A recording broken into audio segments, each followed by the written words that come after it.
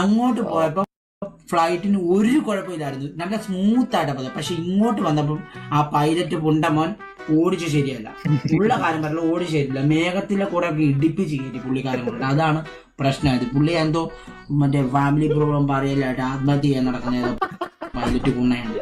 അവ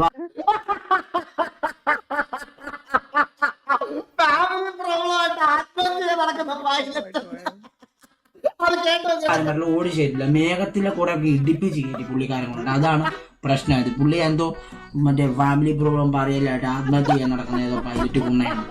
അവ കൊല്ലിക്കാൻ നോക്കി, ഉറപ്പായിട്ടും കൊല്ലിക്കാൻ നോക്കി. അവ അതും 1-2 പ്രാവശ്യം 3 പ്രാവശ്യം വലിയ കട്ടറെ കൂടെ കയറ്റി. 4-5 പ്രാവശ്യം 6-7 പ്രാവശ്യം ഒക്കെ നല്ല അടാ ഫുള്ള് അനക്കം ഫുള്ള്